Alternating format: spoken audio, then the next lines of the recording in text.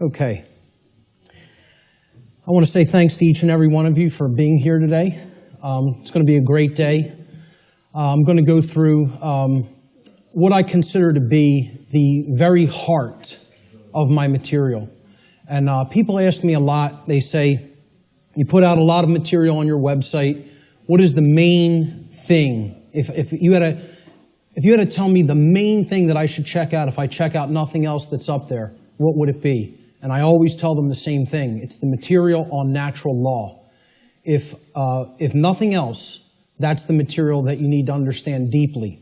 So that's what we're going to be covering here today in an extended presentation format. I want to go through a few things before we actually get started. So I call this section Before We Begin. And the word begin is actually important here because that's really what this presentation is actually about. It's initiation. This is an initiation into really, really deep, esoteric material that has been hidden from humanity for millennia. So I just want to ask people before we get started, how many of you are new or relatively new to my work? By a show of hands, please. That's excellent. This is great. That is great news. I am so glad to hear that. Okay? What I actually didn't want is to come here and talk to a bunch of people who are already totally familiar with my work and have already heard it. So this is great. Okay? How many of you here today feel that the human condition and life on earth for humanity right now is tolerable just the way that it is? By a show of hands.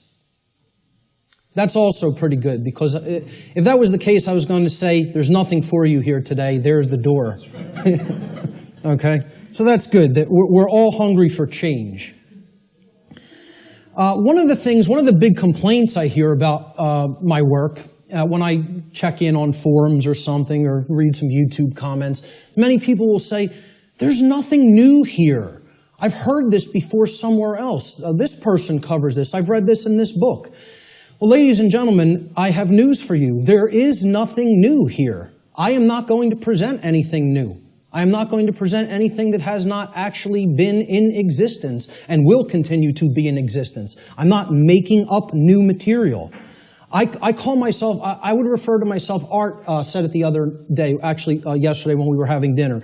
He said, I consider you an aggregator of material. And I love that term. I love that description of what I do.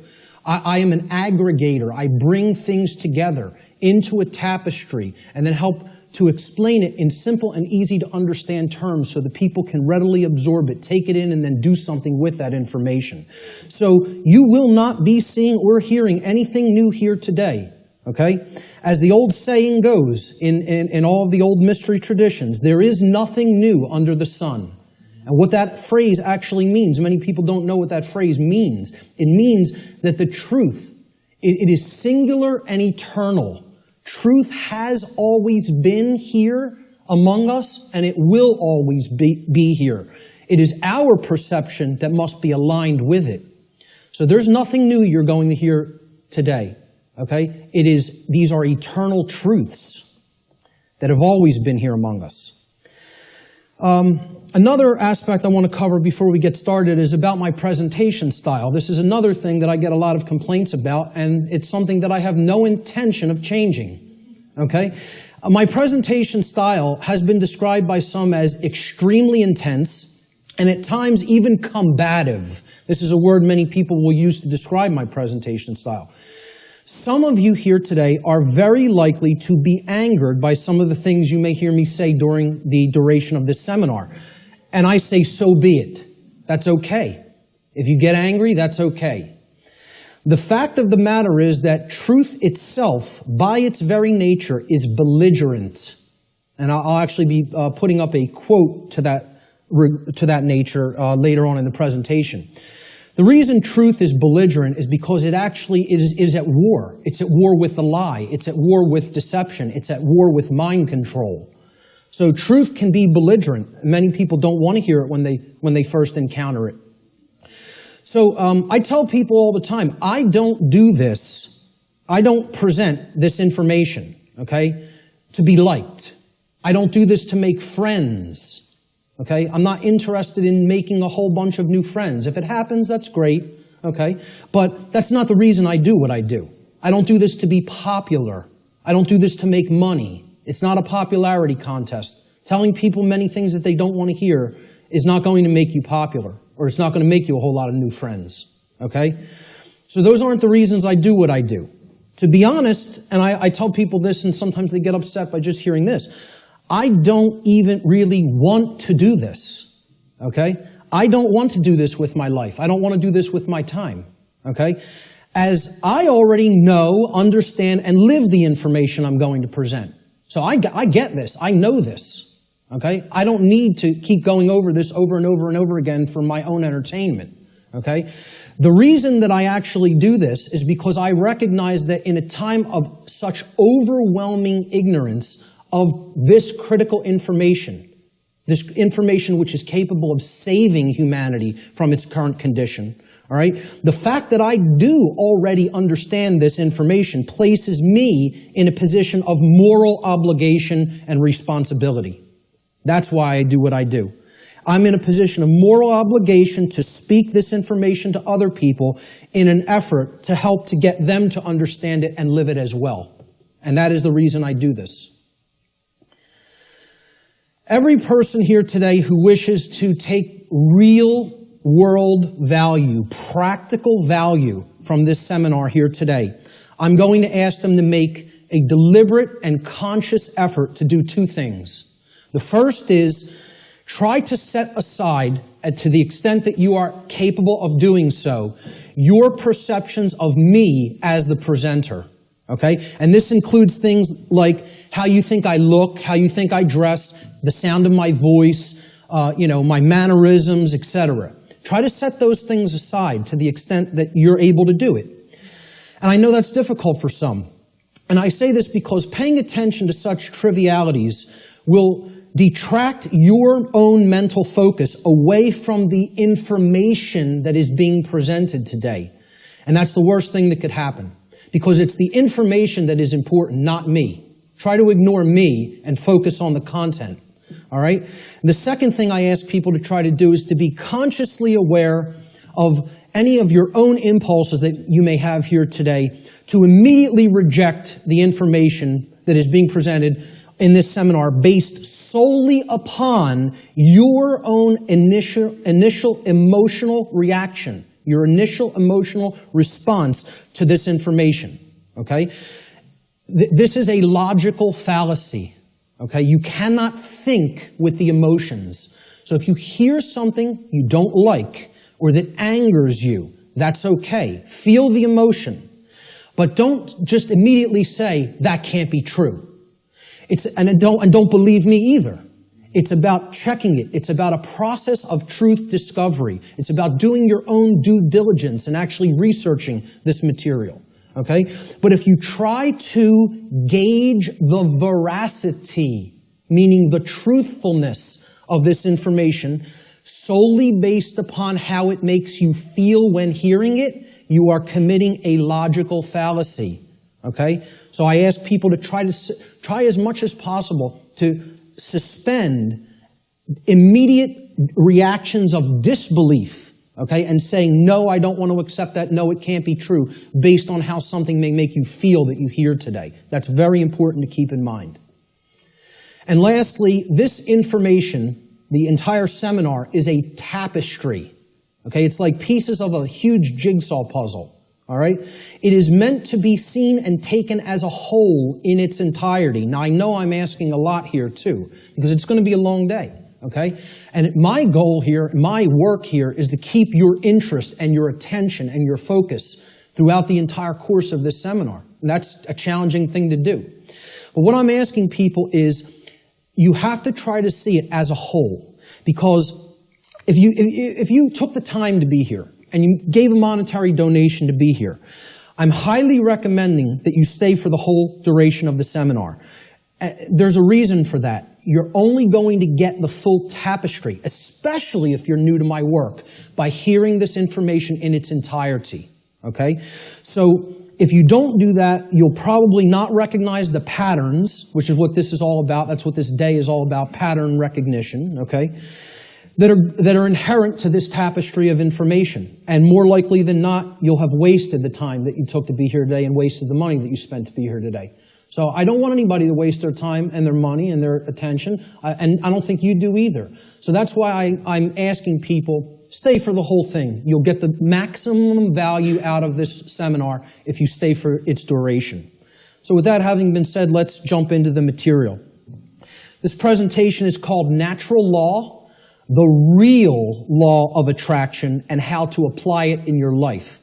And I emphasize that term, real law of attraction. Many people will be familiar with the New Age variants of the so-called law or laws of attraction. And this is going to differ quite widely from what people have heard in the New Age community and in the New Age movement regarding what the law or laws of attraction are. These are the real laws of attraction you're going to be hearing today and hopefully understanding today. So let's start in. The first section is about teachability, the teachability of the student, okay?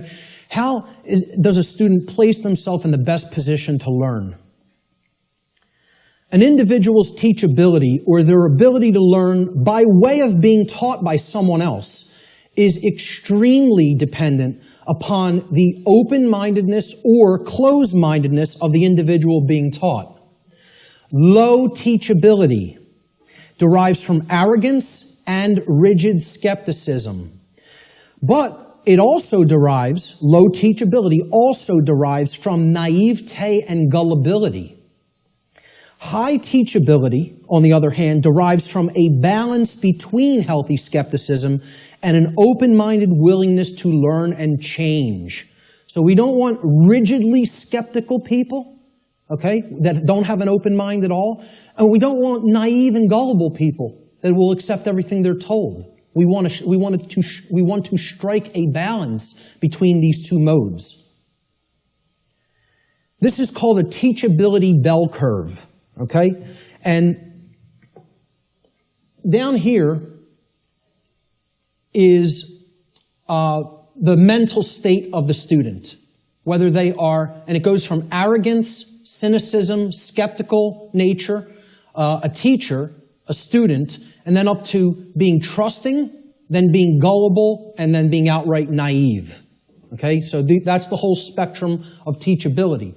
The best position to learn is up here at the top of the bell curve. This means you will learn the most if you are here. And that means you're in the balance between teacher and student. It means that you're somewhat skeptical and you're also somewhat trusting. It means that you're able to hold a proposition in your mind without accepting it or rejecting it immediately. It means you will consider the information with an open mind, okay, somewhat trustingly, but also somewhat skeptically. All right?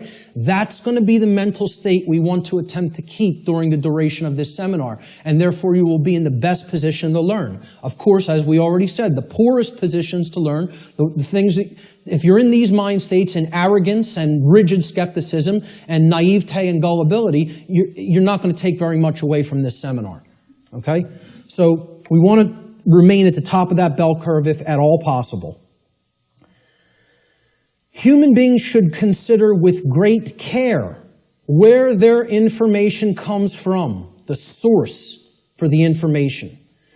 And this is because by refusing to present certain information and by influencing people to dismiss, to dissuade them from looking into certain information because they're telling you that it's unimportant or unnecessary to consider, many modern institutions like media, like so-called education institutions, are seeking to actually control human perceptions, or let's call it outright what it really is, to control the mind, okay?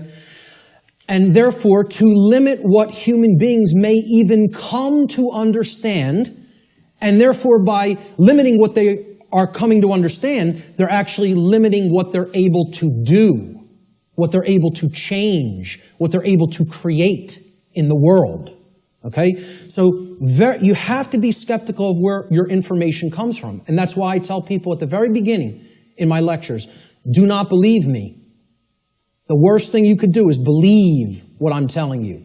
You need to look into it for yourself, and most of all, you need to do personal introspection to really feel inside of yourself whether this information resonates with truth.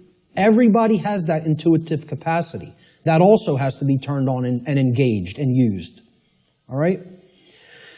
If anybody is coming to this seminar from the perspective of modern, organized, institutional bodies, meaning political thought, political agendas, political organizations, religion, religious thought, religious organizations. I'm talking about organized religion here, okay? What I call scientism. Not real science, but scientism. Science as set up by institutional bodies to be rigidly skeptical belief systems that blot out anything that could possibly say anything to the contrary of their pre-existing beliefs. I call that scientism. Okay? And of course, the New Age movement, which you could group that in with religion. It's just it's for those who don't fall into the religious mindset, this is an alternative religion proposed for them, and they call it the New Age movement. And I tell people, please don't think this is going to concur with any of these belief systems, with any of these boxes for consciousness. This presentation is going to shatter these boxes. It stands outside of all of these because these are limiters for perception and thought. They want to place everything in a box, say nothing outside of this box is fit for human consumption, so do not go there. And as a result, they act as a mind control influence. The other and biggest limiter of the human perceptions and the mind, and ultimately of our behavior, is money itself. If you want to talk about the biggest religion, if these other religions aren't big enough and powerful enough for you, there's the one that is the ultimate power in the world, the ultimate religion, the God of this world, if you will. Okay? So what I'm basically saying here is if you're already in a mindset approaching the, let's call it the discovery of reality or the exploration of reality from any of these perspectives, you will be sorely disappointed here today by what you're going to hear. Because the information here falls well outside of any of these institutional limiters for consciousness. Okay? The requirements for creating change and the role of knowledge. Let's talk about these concepts for a moment. Human beings everywhere say that they want certain things in their life. And they say that they want certain things to be present for all humanity. Okay? We say we want certain conditions to be present for ourselves and our species as a whole. And we say we want things such as happiness, health, peace, prosperity, freedom, etc. And all these things are great things to aspire to. And we say we want them. Most people will say and tell you we want these things. All right? However, I don't really feel that they're truly being honest with themselves. Okay? They'll say they want them, but then when you tell them, well, those aren't automatic conditions. They don't just magically manifest. Okay? There are requirements for obtaining these conditions. Okay? And people wouldn't say they want these conditions if these conditions were already omnipresent. Right? They're saying that they want something because they don't have it at all, or at least in fullness. Right? So, when you tell them there's requirements for obtaining them, many people will say, oh, well, I may not be willing to go there. I may not want to exert that much effort. And they believe that somehow they're going to magically get these things. Right? Well, this is what the real laws of attraction are about. It's explaining conditions that you want don't just automatically manifest by thinking of them or just having a feeling about them. This is a New Age deception. There are requirements for obtaining the conditions that we say we want. Requirement exists in nature. It does exist. If you want something to be different than the way that it already is, than the default conditions, then requirement exists. If you're okay with things being the way that they are now, requirement doesn't exist. There are no requirements to creating change. You just accept the default conditions the way they are now and go on with your existence and accept it's going to be this way and possibly get worse. But if you want real change to happen, requirements exist. And this is what many New Age teachers will not tell you, or they'll outright deny that requirements exist for creating real change. Specific requirements exist in order for human beings to obtain the conditions that they say they want. If the requirements for obtaining those conditions are not met, those conditions do not just magically manifest by magical means automatically. That's not how it works, folks. And that bursts a lot of people's bubble right off the bat. This is a key concept to understand. So what are these requirements? We need to know certain things. Knowledge is required. Knowledge. Knowledge that will spur us to action. That's what's required.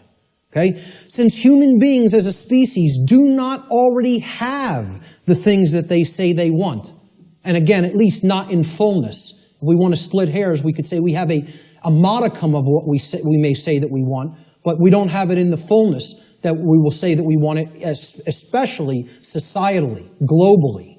Okay? So since we don't already have these things, it follows logically that the knowledge of the requirements to obtaining these things, okay, either must be absent. The knowledge is not present anywhere. Or if it is present, if that knowledge for obtaining those things, the requirements for obtaining those things, if that knowledge is present, then it must be willfully being ignored. It is here, and yet people aren't paying attention to it. They aren't taking it in and accepting it and doing anything with that knowledge. So they're ignoring it because it's uncomfortable. As long as this knowledge continues to remain either unknown or ignored, the manifestation of the desired conditions that we say that we want is impossible. Cannot happen. It is an impossibility for it to magically, automatically manifest without the requirements being met. And that's what we're going to talk about here today. What are these requirements? What is this knowledge? This knowledge is occulted, meaning hidden. Okay, now, how many people here came here today thinking that they were going to hear information about the occult by a show of hands? Okay, about half the room. Good. Okay, for the rest of the people, that may come as a shock.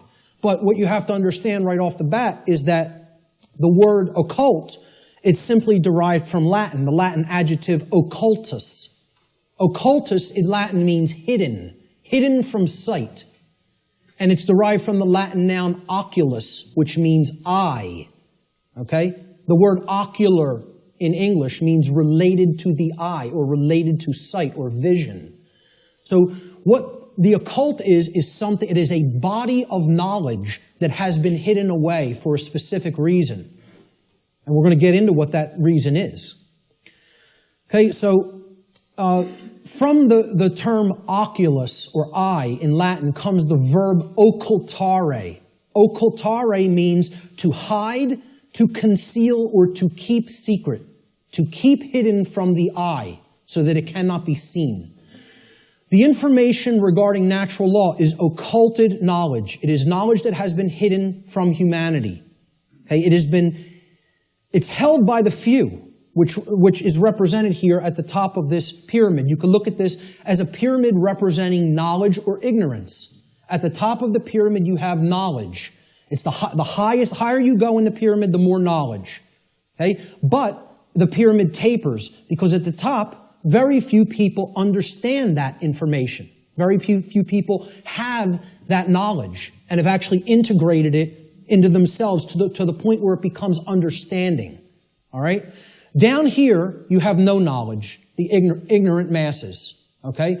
And up here, you have the people who are in the know, right? Who have this knowledge about how natural law works and are actually using it for a certain reason. We're going to get to that next, what that is. So please, as you go through this seminar, please keep in mind, if I ever use the term occult, all I'm talking about here is hidden knowledge.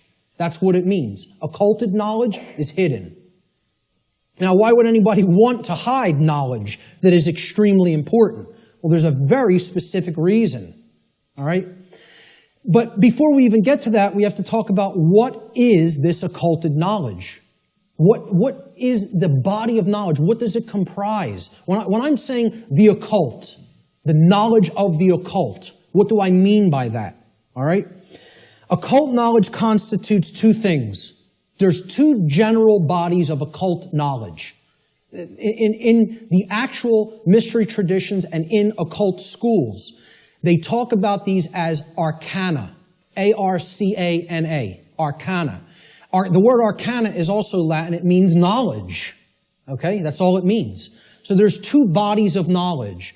There's one body of knowledge in the occult called lesser arcana. The lesser arcana, or the minor arcana. This means the knowledge of the microcosm. The knowledge of the small things. Okay? It doesn't mean it's less important. It means it's dealing with the individual units of consciousness. The human psyche, the psyche of the individual, okay? So the first major body of occult knowledge constitutes knowledge of human consciousness, how it works, how it operates, what our motivations are, things like that, okay? The second body of occult knowledge is called the greater arcana, or the major arcana, all right? And again, this doesn't refer to that it's more important. It refers to, it is the macrocosmic understanding, the understanding of the very large laws of nature that govern the macrocosm, okay?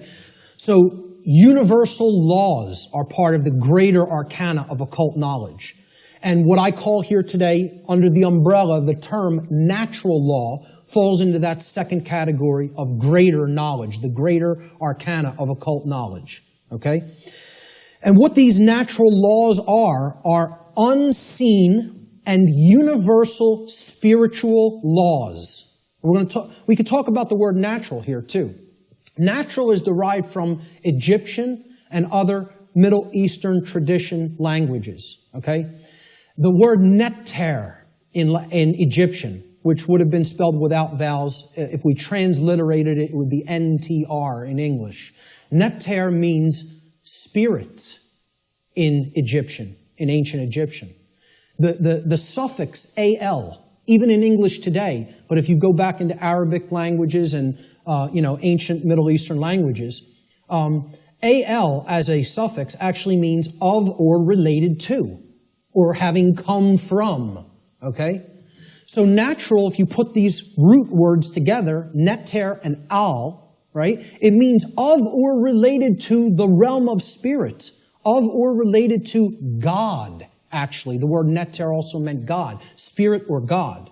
Okay? So this is the spiritual domain, the laws that actually are operating in the unseen realm. Okay? Now, they manifest in the physical realm. We're going to talk about that. Okay? Because that's the operation that it trickles down from. It starts in the spiritual domain, and then it manifests in the physical domain. All right?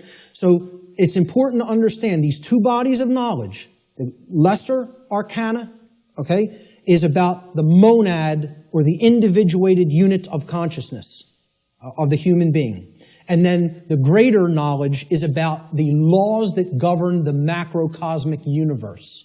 All right?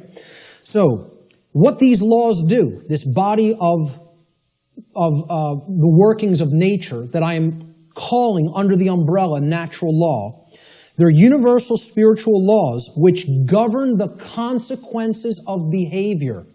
They govern the consequences of behavior. And I would add a caveat to that. They govern the consequences of behavior for intelligent species, for beings that are capable of coming to their understanding. Okay? I would delineate that from, like, the animal kingdom. Okay? The animal kingdom is not held to the same standard as human beings when it comes to this body of information, because I don't think you're going to sit down with your cat and explain natural law to it. Okay? So when people say, well, why doesn't the animal kingdom held to account in the same way that human beings are. It's because, surprise, surprise, we don't share the same level of consciousness. Okay? There is differences in levels of consciousness and abilities to comprehend information and to actually know how something works. Just like you will not be explaining physics to your dog anytime soon, okay? You're not going to explain natural law to the animal kingdom and have them grasp it because they're not at the same level of consciousness as we are. Okay? So we are held to a different account when it comes to natural law. It governs human behavior. It would be an easy way of saying it. This body of knowledge has actually been called consequentialism by past researchers and teachers. And I have no problem with that term. I've actually looked into consequentialism, and it's quite similar, okay, in its scope and what it teaches. It's been called karma, karmic law, in many Middle Eastern and Eastern traditions, okay? And I have no problem with that term for it either. It has been called in some of the Western traditions and Christian traditions moral law, and I have no problem with that term either. Religionists have called it God's law, and I have no problem with that term either. I have no problem with any of these terms being applied to the umbrella of natural law, because that is essentially what it is. But we're going to get deeply into how it works and operates in our lives here today. Why is this knowledge hidden away from people? To what ends? The knowledge of the occult, the hidden knowledge about how natural law works and how consciousness works, is not commonly known. That's why it's not the exoteric. It's not given to the masses. It's the esoteric. It is reserved for the few. And there's a reason for that. It's been deliberately hidden away and kept from the general public in order to create and maintain a power differential. Because if someone else is an extreme level of knowledge, and they know how something works, like something as trivial as how human consciousness works, how human motivations work, how human perceptions work, how human beings can be manipulated. If somebody has deep knowledge of that information, and there's a whole bunch of people over here who have not one iota of how that works, what kind of a number do you think somebody can do on people like that? See, the way I ask people to look at this is real simple. Imagine a very, very, very advanced psychologist at the top of his field, wrote all the textbooks, okay? And he's got a house out in the burbs. He comes into the university. He's got tenure, okay? He's got the trophy wife, the house out in the suburbs, the 3-car garage, driving the Lexus into work at his tenured job. And he finds out that his trophy wife is having an affair because she's bored. She's not satisfied with him at home. And it's maybe the 19-year-old, captain of the local high school football team or something. He's a senior. He's a star football player, right? The jock, yeah. And she has a fling with him. Well, what if he decides, I'm going to become buddy-buddy with my boy here after finding out about his wife's affair? And this kid, this punk, who's cheating on, my wife's cheating on me with, he knows nothing. He doesn't study the mind. He doesn't know anything even about himself. He watches TV 6 hours a day, plays violent video games, is obsessed with football, What kind of a number you think that psychologist can do on that kid? Total number. That's the answer, exactly. That's right. He could do a total number on him. He can gain his confidence. He can get into his head. And I guarantee you give him a little bit of time, he could screw up his life based on what he knows and how he would be able to manipulate based on his hatred of that person. Well, guess what? That's the position humanity's in. We're that punk jock. And I'm not saying we necessarily did something to deserve it, but we're in that same position where the people with this knowledge at the highest levels, they hate us. And they're doing a total number on us because we don't have this knowledge. And until that changes, don't expect the playing field to be leveled. Expect it to get worse. Okay? The knowledge is hidden to create and maintain a power differential. between those who hold it and those who are ignorant of it. It's that simple. The knowledge of natural law and its operations constitutes what I call the most deeply occulted or hidden information that exists on this planet. You will not find any more hidden information. This is the thing that all the distractions are there for, to keep you from learning. The endless trivialities, the nonsense you hear on the news, all the video games, all of the nonsense television, the sports, it's all there to keep people from understanding this. And I can't get you to accept that or believe it, and I don't ask you to believe it. I'm telling you that's what they're trying to, from my years of being inside occult traditions that are very, very dark. I'm telling you, this is what they don't want you to know. From firsthand experience. How many people here today know that I was involved in the dark occult in my past? Good. Great. Okay.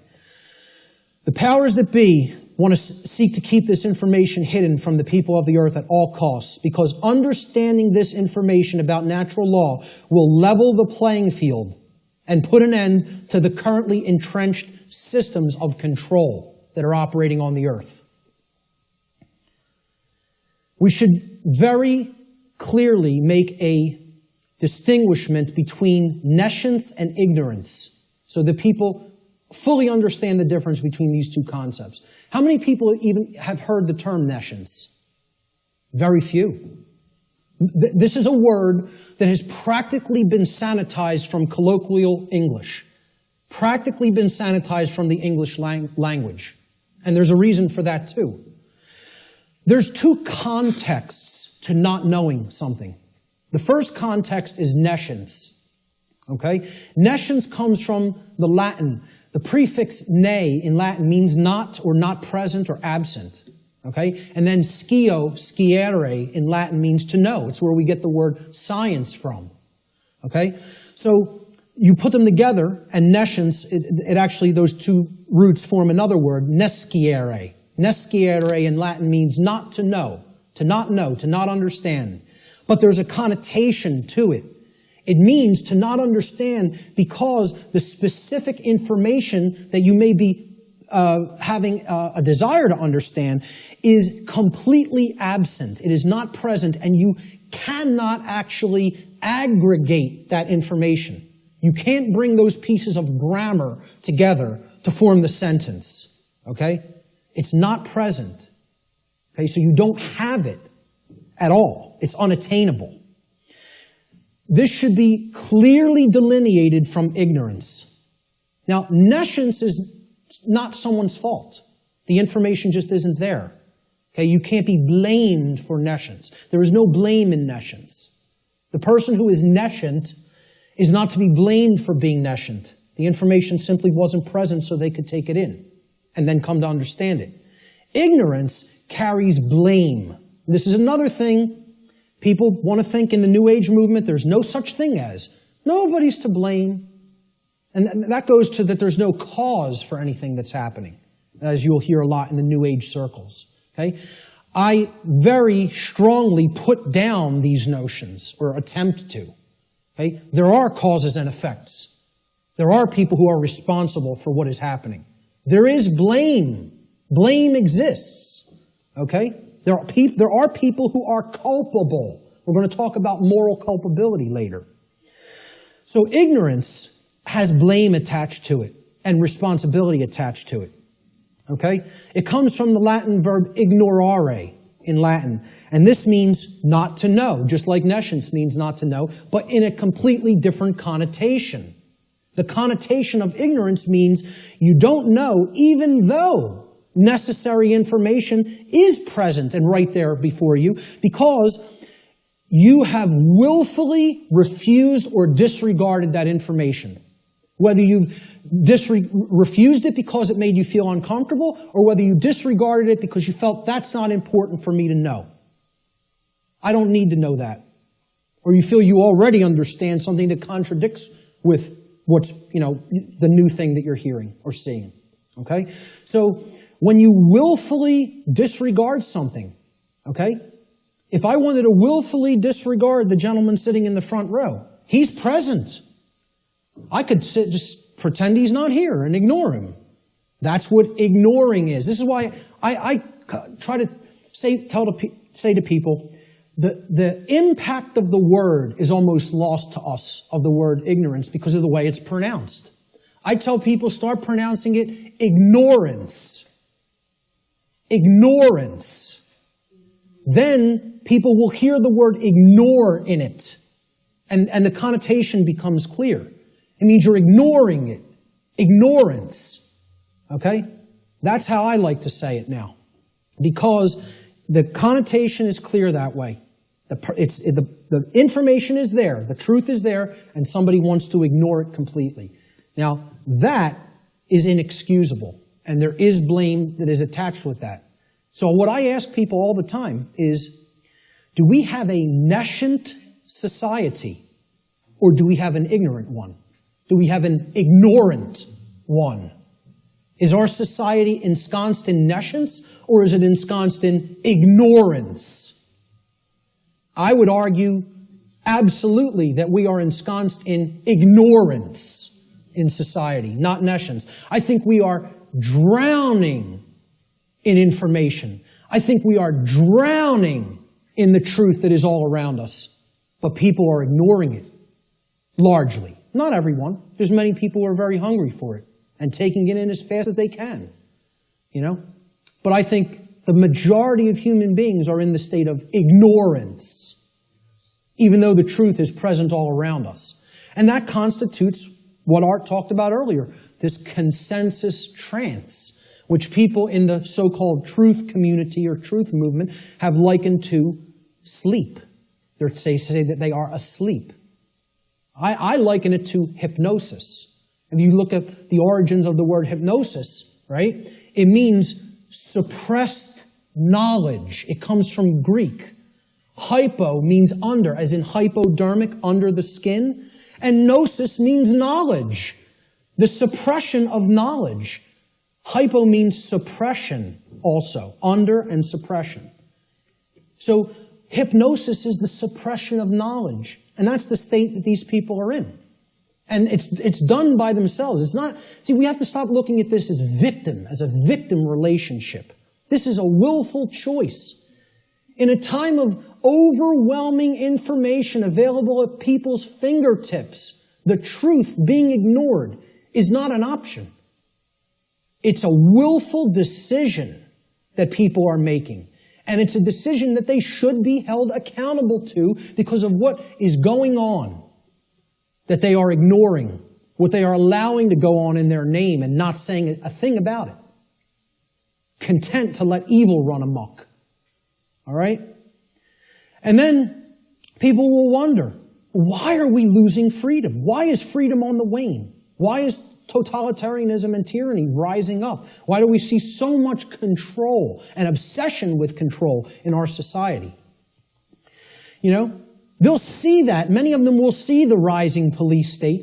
They'll see the injustices in our society. They'll see the restrictions on our inherent natural liberty. Okay? But here's the thing. Many of them will not make the transition to grasping. You know? They'll say, yeah, this is what's happening to the earth. It's being turned into a huge prison everywhere. And at the most rapid pace right here in America. Okay? And they'll see this lock going onto the cage. But the question that they never get to, they don't even get to the question, let alone the answer, is why. They'll talk about the symptoms. They'll describe the prison. They'll describe every corner of the cage accurately in many cases. They could tell you exactly how it's working. They can tell you all the different aspects of the control system. But they can't tell you why it's actually going into place. Why is that happening? Well, that's what this presentation answers. Why are we losing freedom? And it gets to the actual heart of that answer. So what this presentation constitutes is a master key that unlocks all the locks to all the doors on all the cages in the prison, if it is accepted.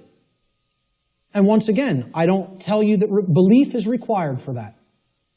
Because truth is always present. It's always here. It's a matter of will we perceive it as being present, acknowledge it's present by stop ignoring it, okay, and then accept it into ourselves, and then do something with it. Understanding is not the end. Taking in the knowledge and understanding it is the beginning. Action is required. See, knowledge is required. Understanding is required, but then action is finally required. Above all, if change is to be created. And that's how the laws of attraction really work. So, will people as a whole, as a society, accept that master key? I can't answer that question. All I could do is try to place it into their hands. After I have taken that key and unlocked my personal prison, my personal cages, and freed my mind, all I can do is try to help people to see, here's how this key works. Here it is. Here's the information that constitutes that key. And here's how you put it to work in your life. That's all I can do. Can't make anybody take it. Let's look at what problem solving entails, because that's really critical to understand if we're going to get past this stage and where we're at in our stifled evolutionary development as a species. There's a few main steps to solving problems, any problem. Doesn't matter what the nature of the problem is. The first is you have to recognize that the problem exists. Recognize that there is a problem to begin with. And I think by asking the question, is everybody content with the way things are, and nobody raised their hand, I think that's great because it at least acknowledges to me that people here today recognize we have a problem. And that's healthy, that's good. Okay? Many people out there don't believe we have a problem. You know, they like this place. They like the world the way that it is. You know, which is unfathomable to me, because to me it's a living hell. And that's not because of how my own personal life is going. I'm very content with my own personal life. I have no self-inflicted suffering in my personal life. I don't create problems for myself. My life goes on very well according to how I live it without hurting anybody else. The problem is other people. And that's another thing the New Agers won't acknowledge, and they'll flip out if you say that there's a problem with someone else. There are problems with other people, okay? And people will say people in glass houses shouldn't throw stones. My glass house has been taken down long since, long time ago, because I went through all that personal introspective work. And I dug deep into my subconscious and faced those problems and confronted them head on and healed them. And came out of the mindset that I was once in. Okay? So, you know, people will say, if there's something you don't like, you're seeing in other people, that's something in yourself that you're seeing in them. This is New Age mumbo-jumbo nonsense, okay? If you're not part of the problem, I'm not part of this problem. I can say that honestly. I'm not part of this problem. I can look at every single person, anybody who's watching this, and say, I'm not part of the problem that's happening on the earth. With all honesty and knowing that I am telling the truth with that. Okay? But see, at one point, I was part of the problem. And a big part of the problem. Okay? What I had to do at some point is stop doing this and pointing out and saying the problem lies elsewhere while I was still part of it. And then I had to do this and point squarely at myself and say, what do I need to change here, here, and finally here in the guts, in the courage? You know, people will say, yeah, change happens in the mind, it happens in the heart. But lastly, it happens in the guts.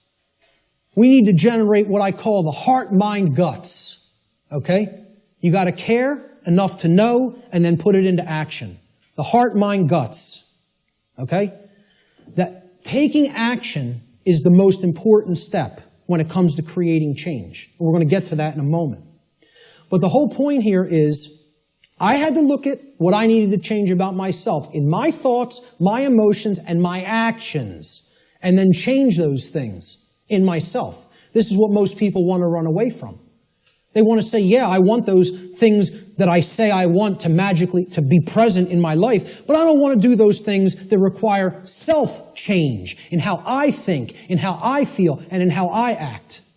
I want it magically to happen without changing those things in me.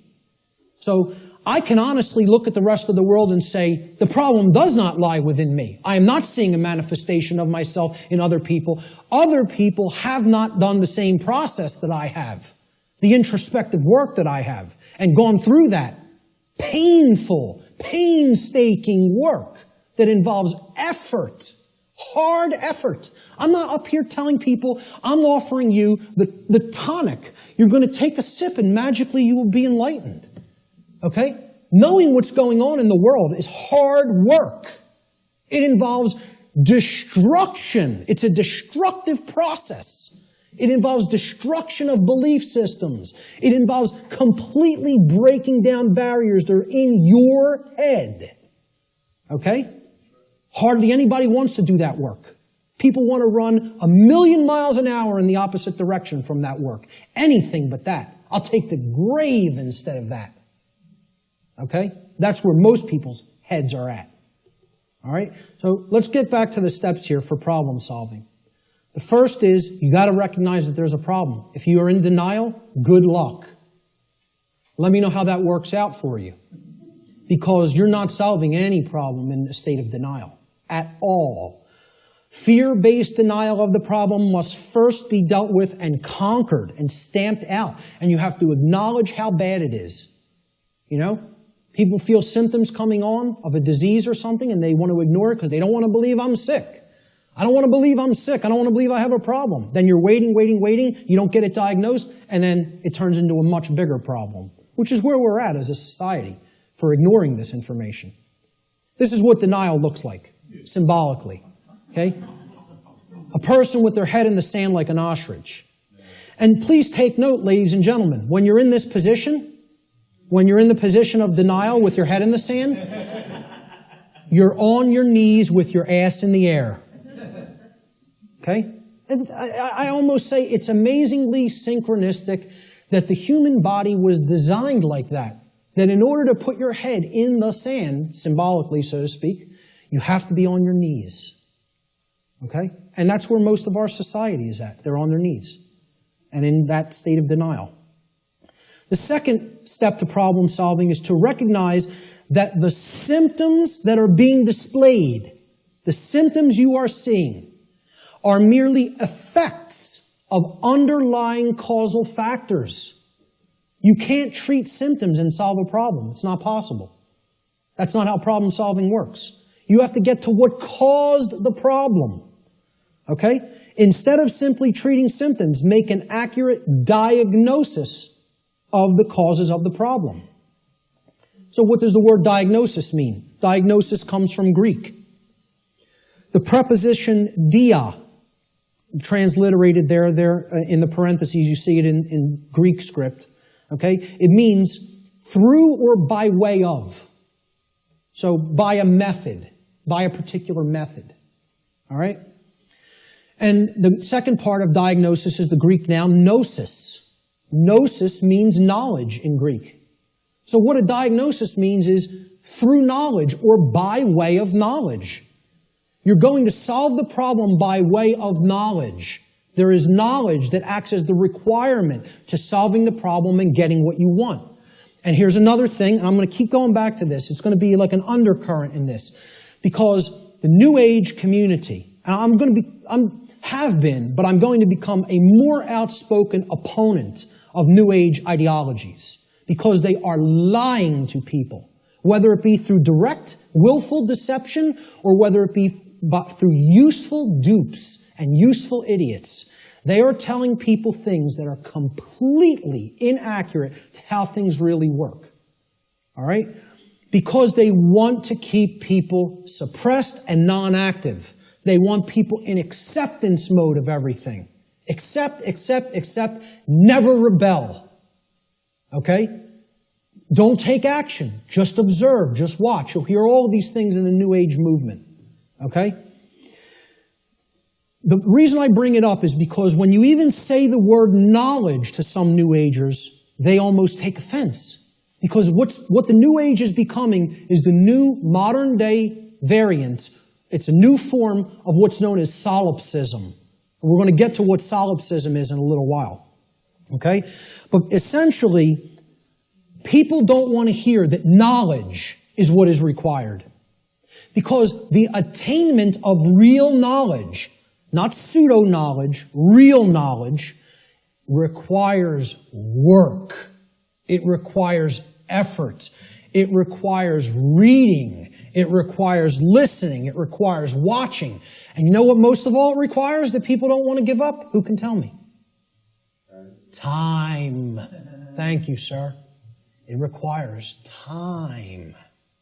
There's one of the currencies people don't spend, on many things that they don't feel they can get immediate gratification from, which is why immediate gratification is so stressed in our society by the control system. That's what keeps people in their ignorance. So a diagnosis means if you're going to get well, you've got to have the knowledge of the underlying causal factors that led to the creation of the symptoms. You're not going to treat the symptoms and get well. You got to have the knowledge to get to the causal factors, to find out what cause put this into effect. And we're going to talk a lot about cause and effect. The third step to problem solving is, through the knowledge that you've acquired now, via making an accurate diagnosis of the problem of the causal factors, right? You're going to then put that knowledge into action. Understanding what created the problem is like step 2, right? Stop being in denial. Understand what caused the problem. Act on the knowledge you now have to solve the problem, to make it right. Okay? So action is required. We make the diagnosis, then we have to take the required action necessary to rectify or to set right, which is what the word rectify means, the causal factors that led to the manifestation of the problem. Let's talk a little bit about the concept of what truth is, how I refer to truth in all of my work. Because people have a real deeply mystified concept of what truth is or what it means. They'll get into all these really deep abstract discussions of the mind of God and, trying to get into quantum theory and everything. This is mystification of the concept of the truth. And we have to demystify it. We have to bring it down to real simple, easy to understand language that anybody can comprehend. And then really completely delineate that from perception of any given thing. Because the two are not the same. When people say perception is reality, nothing could be farther from reality than that statement. Perception is not reality. Okay? It is just what it says, perception. Seeing through, perceive, to see through something. Like a lens or a filter. Okay? I perceive things differently without these glasses. That's one perception. When I put them on, I perceive things quite differently and more clearly. Okay? Well, that's how human perception works, like a lens. It's a filter. Okay? But what's there is the same thing. What's there is the same thing. All that changes how I perceived it. All right? So let's look at this concept. Truth is objective. That means that it's not dependent upon the perceptions of human beings. No one wants to hear that.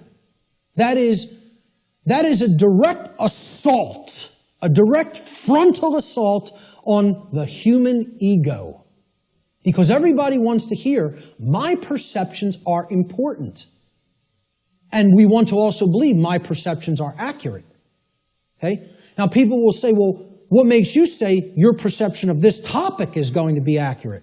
That's because I went through the process of having to admit over and over and over and over and over again, endlessly, how wrong I was about my former perceptions. I went through that destructive process of breaking down my former belief systems, of breaking down my former emotional patterns, of most of all, changing my behavior. That's the thing that's the most destructive because we get attached to our behaviors and patterns. So asking people to change, I recognize it's not easy. It took me like probably about 8 years of my life to do it. Most people don't want to spend a minute on creating personal change, let alone 8 years. And, you know, when I look at myself, in all honesty, again, none of this is to sound egoic or to toot my own horn, but I look at it like I was a mild case of ego entrapment, a mild case compared to where I see other people at. I feel like I was the, very brittle stone that just needed to be hit with a chisel a few times and it broke into powder. You know, other people are hardened granite or diamond. You know, to break them down is going to take enormous effort and work. And most of them don't even want to do it. They're so calcified, you know. They've been so compressed into that hardened state that they don't even want to start. So I realize telling people your perceptions are not what really matters. You know, that truth isn't based upon how you perceive things, that it's independent from your perceptions. Most people don't want to hear that. They don't want to hear that. Human beings' perceptions are capable of wavering. They can waver slightly from the truth, and they can waver wildly from the truth. All right? What truth is that which does not waver. It doesn't move. It's that which is. It doesn't matter what anybody thinks about it. It doesn't matter whether anybody believes it. It doesn't matter whether anybody knows it. It doesn't matter whether anybody sees it. It doesn't matter whether anybody wants to see it. It's there. It's always been there. It's always going to be there. Nothing anybody does can change what has happened. Can anybody change what has already occurred in what we call, in the thinking of linear time, the past? Not one person here is capable of doing that. Let me tell you something. Not one being in the entire manifested universe is capable of doing that. Because that which has already occurred is set in the record of the universe. Nothing can change the past. Ever. Great movie on this. Watch the new movie, The Time Machine. Not the original 50s version or 60s version. The new one. I think it came out in late 90s or early 2000s. Okay? This movie got crushed in reviews. Crushed. Whenever reviewers crush a movie and give it the worst ratings, go see that film. Because I guarantee you there's very important allegorical concepts that you need to understand embedded in that film, and that's why the reviewers crush it, because they don't want you getting any ideas, you know? This movie got crushed in the theaters, and I'm telling you, it's one of the best films to understand the concept of the absolute impossibility of changing the past. The past cannot be altered. You know what can be altered? The future. That's what that movie's about. And you know where the alteration of the future begins? In the present moment. That's exactly right. That's the only place it begins. Okay? So what truth is, the demystified concept of truth, is it's simply that which already exists. It's that which has happened in the past and is happening in the present moment. The truth does not exist in the future. When we get to those future moments and it's the present, truth will be existent then. But not until, okay? So there is no such thing as truth in the future. Truth is that which has occurred in the past and that which is occurring in the present. It is simply that which is and that which has been. Please recognize when I use the word truth, that is all I'm talking about. I'm not talking about the mind of God. I'm not talking about the entire reason for the existence of the universe. I'm talking about the events that have taken place in the past and are taking place in the present. That's all. And guess what? That's all the truth is. It doesn't need to be any more complicated than that. Okay? You want to make it more complicated than that, call it something other than truth so as not to confuse people to what truth really is. Truth versus human perception. Okay? Now, I want to ask people to imagine, see these white lines? Imagine these white lines that do not waver as truth. And imagine that the perception that is set against the truth, we're going to take three different individuals. This is individual A, this is individual B, this is individual C. Okay? Their ability to perceive what has occurred and what is occurring is what I would refer to as consciousness. Okay?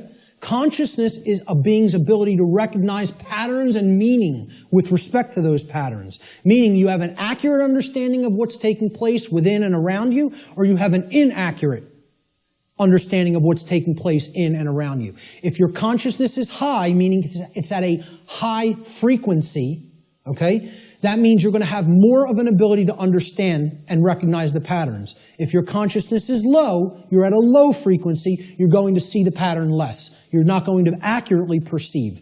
So I liken this to a waveform. In simple, physics, a wave, this is a simple sine wave, okay? It has its crest here and its trough here, okay? And then the pattern repeats, goes up to the crest, down to the trough, and it repeats over again.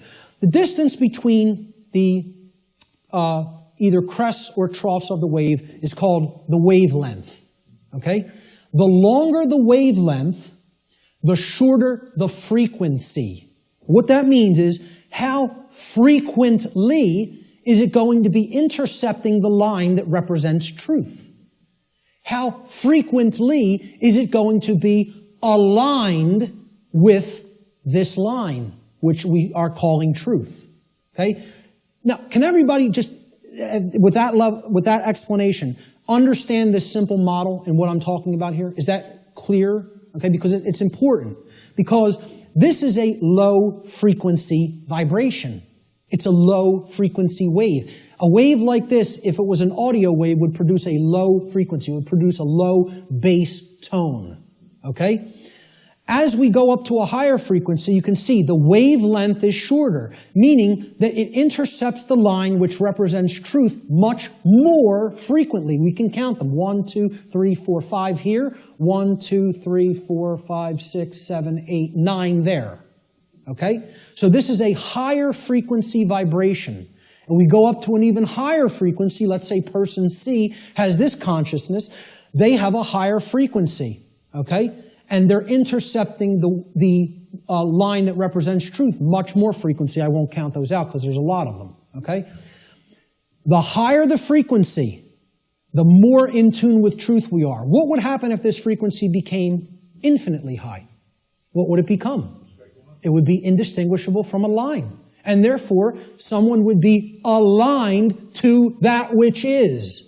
The higher the level of consciousness or frequency, which is their perception of reality being accurate, okay? Not wavering as much from the truth, because it's hitting it in more places. We would basically, this wave would turn into a line at some point, the higher the frequency went. Think about this in sound, right? You hear a low bass tone, it's like, then it goes up, and it would go eventually outside the range of human hearing, because the frequency went so high. Same concept here. The higher the frequency, the higher the perception of reality, the quality of the perception is going to be. Okay? The concept to keep in mind here is perception is not reality. It's the filter we see reality through. What the human being's work is to do is to align their perception to the reality which exists, which is truth. We need to set aside what we want the truth to be and look at what it is. What it is altogether different than what we want it to be. But until we recognize what it is, we're not even in a position to make an accurate diagnosis of what's going on and therefore create what we want it to be. So I'm going to give the first quote here. It comes from a gentleman I personally greatly respect. How many people are familiar with Travis Walton, by a show of hands? Hardly anybody in the room. Wow, 2 people. Amazing. And I know Barb is in the back because we've met him personally. I spoke with this gentleman at a conference last year in 2012. And I just want to say, I just think he's a totally genuine individual. I don't care what anybody thinks of me saying that, okay? I believe him. Do I know factually that what he claims happened to him did? No, I do not. But I believe what he is saying for a reason. when I am around somebody, especially for any length of time, I think my intuition is good that I can get a feel for their heart. Okay? And when he's telling you stuff, it's very consistent. And in his book, he asks people, you need to listen to my whole story, suspend your disbelief for a minute, and then do your research, and then make a judgment call. Do you want to believe me? Do you think I'm telling you the truth? Do you think I'm lying to you? And then make up your own mind. Okay? And who Travis Walton is, he claims that he was an abductee, that he was taken on board an extraterrestrial craft at a point in his life. He disappeared for days. They were out looking for him, and his best friends were accused of murdering him. And he shows up 5 days later in like deplorable conditions, out on a country road someplace. But anyway, again, I spoke with him back in 2012. I just bumped into him again. We were just at a conference. I'm bringing this up for a reason. We were just at a conference in Philadelphia where he spoke. And this quote, I feel I would start, if I was going to quote somebody, I was going to make this like the first quote in the presentation today.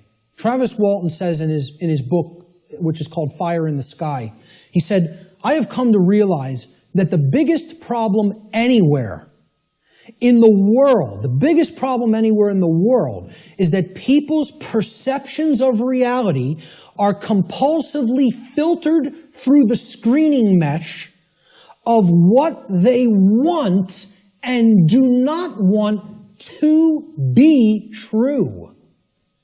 Now, when I read that in his book, I got chills up and down my spine. Because I said, this meshes exactly with what I'm talking about in my section, in my presentation called Truth versus Perception. And he's encapsulating it in a sentence perfectly. All right? We want things to be true. That doesn't make it so. That's not what makes truth the way that it is. What makes truth is the way that it is what behaviors were taken and what is the actual effect in the manifested world. That's how things are. Okay? It doesn't matter how we want them to be. They may be a completely different way right now than we want them to be. And I would say for the people in this room, they are a completely different way than we want them to be. But most people in the world think, they kind of believe that they're the arbiter of truth. And that's a bad place to be in. That's a very, very low level of consciousness. To think that if I don't believe that it's this way, it's not this way. Many people are trapped in that state of mind. Okay? Now, the reason I even bring this up and included Travis's quote here is at this conference that we were just at a couple of weeks ago. Okay? I didn't speak at it. I tabled at it. A woman came up to my table and she picked up my New Age Bullshit DVD, which is available here today in the back. And she said, "What's this about?" With a real skeptical look. And I explained, well, it's a 7-hour extended video podcast that has many, many slides, okay? I gave a shortened version of it at the Free Your Mind conference in Philadelphia. And this is the extended version that goes deeply into the deception of the New Age movement and how it is a religion that is designed to suppress the masculine side of the personality, which is the side that actually takes action and creates change. Okay? And that's, of course, pushed by the sacred feminine, which is care and creativity, and compassion. Right? Both need to be present. We're going to talk about that here today. But I said this is about the suppression of that masculine energy. And that's what the New Age movement is about. The suppression of the masculine. Right? So I said what the New Age religion wants to teach people is just accept everything the way it is, no matter how unjust it is, no matter how deplorable the conditions are, no matter how much evil is taking place in our midst. Accept it. That's the New Age religion. And here's what she said. That's exactly how I am. I just accept everything. I don't make any judgments on anything that occurs, no matter what it is, no matter how it's perceived. You want to perceive it as evil? That's your judgment. I said, yes, it is my judgment. You know why? Because it's evil. It really is. There is such a thing. I said, and you're content to let evil run amok and take this whole world because you don't want to act. Because what's really there is cowardice. That's what it really is. Okay? She didn't want to hear that. She said, I prefer not to see it that way. Now, align this with the quote. I prefer not to see it that way. Okay? And I hope by some miracle she happens to see this presentation at some point. Okay? And, you know, in hindsight, I didn't say this to her on the spot, but I thought about it for a little bit the next day. And what I should have really said is, no, you prefer not to see, period. That's the truth. Okay?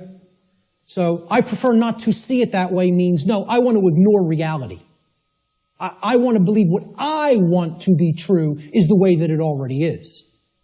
And this is what the New Age hoax is peddling to people. Okay?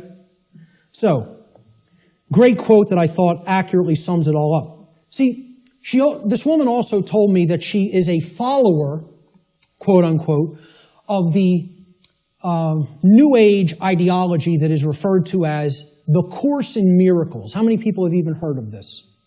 A lot of people. Okay? You know what that is? It's called solipsism, wrapped in a nice, neat new package. Solipsism. How many people are familiar with the ideology called solipsism? Good. More than I would have thought. Most people have never heard of this. Okay? Solipsism is a completely egoic and destructive ideology that has absolutely no bearing or resemblance to truth in any way. And the people who are solipsists are mentally ill. I'm not even going to provide any evidence of that. I'm telling you, you need to research this religion and sickness for yourself. It's a mental illness.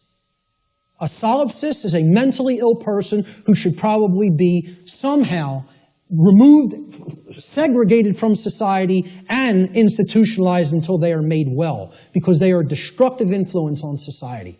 This is what I focused on podcast number 1 of my podcast series and radio shows.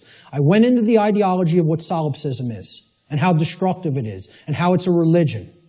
Okay? What this is, well, first of all, let's look at the word. And you'll notice I'll be breaking down words all day long. Because if you don't understand where words came from, you don't really understand what they really were intended to mean. Regardless of whatever connotation they may have taken on in the modern world, the intended meaning of the word, the original meaning, is derived from its etymological derivation. You need to go into the ancient languages, Latin and Greek roots and other languages, Germanic, Arabic, etc., and you need to break down the words from their etymological origins. Then you will understand their real meaning. And I'm telling you, you do this, and the top of your head will blow off by what you will find. By what words we speak on a daily basis actually mean. And we have no idea what they mean. Okay? So the word solipsism comes from the Latin adjective solus, which means alone or one. And then the Latin pronoun ipse, which means self, myself, etc. Okay? The ideology of solipsism is that nothing exists outside of me. I'm the only being that exists in creation. Or essentially, it's another way of saying I'm God. Okay? That my perception is the only real perception and no one else is here. Now imagine that. Now, what I'm essentially telling the audience here today is your perceptions are not the truth. You have to work to align your perceptions with the truth. That's damaging enough to the human ego, okay? If I just said, none of you exist, I'm only perceiving your existence, I'm the only one who exists, imagine how egoic that statement is, and actually how demoralizing it is to other people. You're even telling them, I don't even consider that you exist. That's what a solipsist is. They believe the universe is a big illusion created somehow for their amusement. And that there's no objective reality that you don't exist, you don't exist, you don't exist, you don't exist. I'm the only one who exists. And that's not mental illness. We don't diagnose that as mental illness. Okay? I don't care if you want to accept the notion everything is one. I personally accept that notion. I do accept that we are all one. That doesn't mean you're not existent in the physical domain right now as I'm talking to you. Of course we all exist here. We are in the physical domain, okay? The whole point is these people want to believe the entire physical domain is such an illusion that nothing that takes place in it matters or has any significance and should just be watched and nothing should be done to change it. And let me explain what this is, folks. When I was a Satanist, okay, and I was working inside the Church of Satan and other dark occult organizations, they have a set of sins, believe it or not. They don't look at them as sins in the same way that, religionists look at sin. But they have the things that, these are behaviors and thought patterns that should not be engaged in by the dark occultist themselves, by the magician, if you will. You are not to engage in these behaviors, but we are to peddle them to other people. We are to get them to engage in these behaviors. Okay? You know what the first one is? No, it's not. That's the second or third. I think it's the third, if I'm not mistaken. I don't have the list handy. But the first one is stupidity. That's the first satanic sin. Okay? For the dark occultist. But they want other people in deep stupidity. They want other people in deep ignorance. The idea here is we will know it all. We will know the truth so that we can control others and keep them a dumbed-down herd. Okay? There's a bunch of other ones, but I think the second or third is solipsism. Solipsism is one of the biggest sin for Satanists and dark Luciferians and dark occultists. They don't want any of their membership believing in this mental illness nonsense. Okay? But they want to propagate it and peddle it. They want to do that. And they told me personally, higher ups in this network told me personally when I was working with them, wait until you see the New Age books that our membership, will be writing, or either writing ourselves or putting into the hands of useful dupes to write and put out there. We'll be giving them the idea, they'll write it for us, put it out there as their own idea. And they said, we are going to propagate and peddle solipsism like you have never seen. And you know what? When they say something, they do it. I'm serious. They're aligned. Their act is together. They act on the same page. And for that, I have respect for them as an enemy. And I don't take anything they do lightly. I recognize they have the will. They're not like the rest of humanity. They align their thoughts, their knowledge, with their version of care.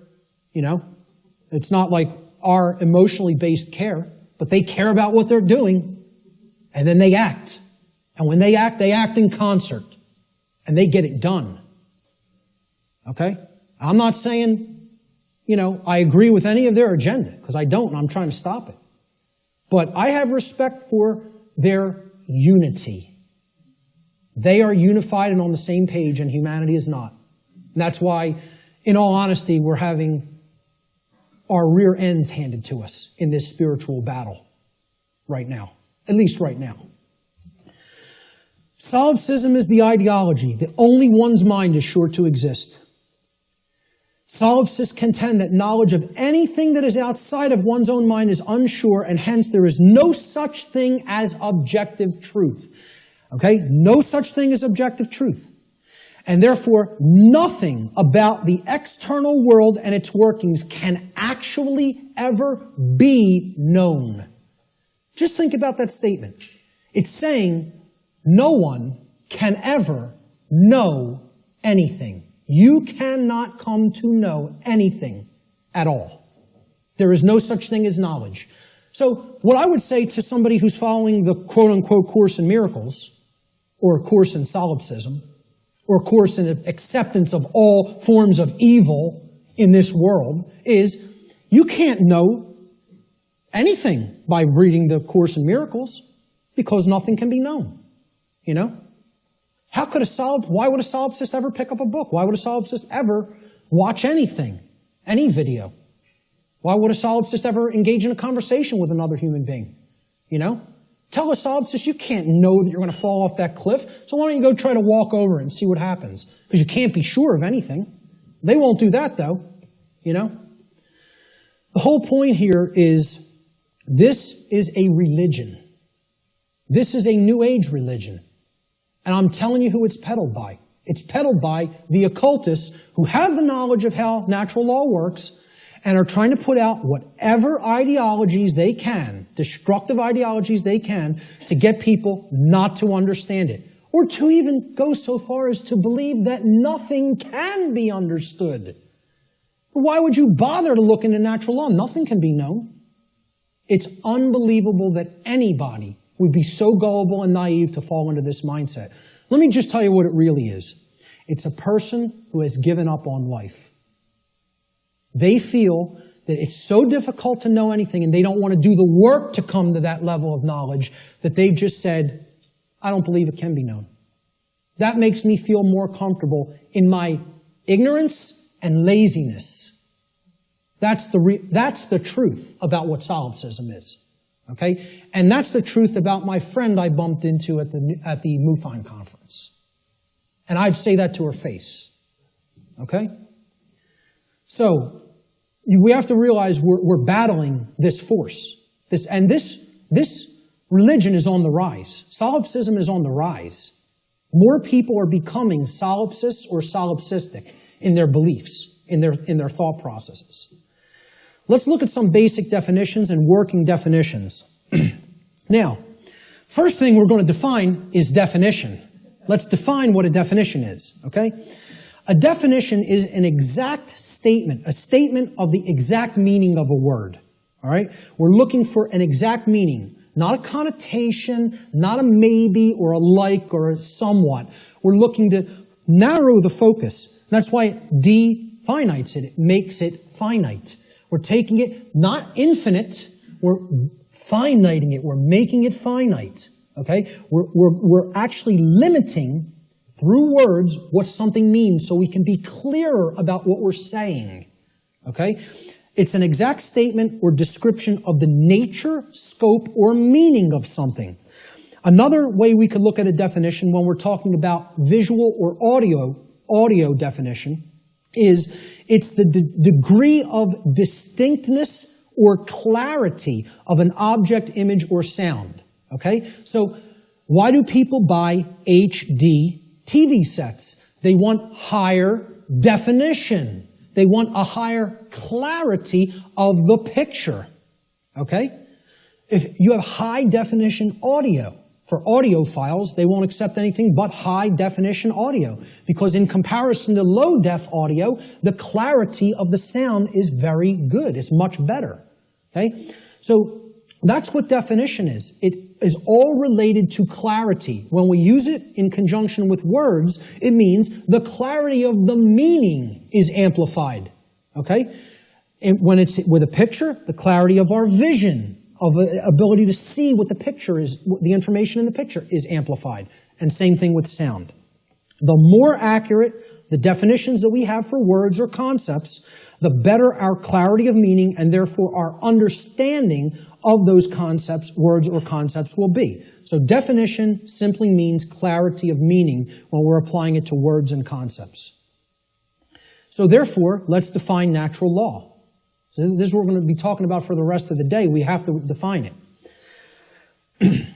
The simple definition of natural is inherent, having a basis in nature, reality, and truth, not made or caused by humankind.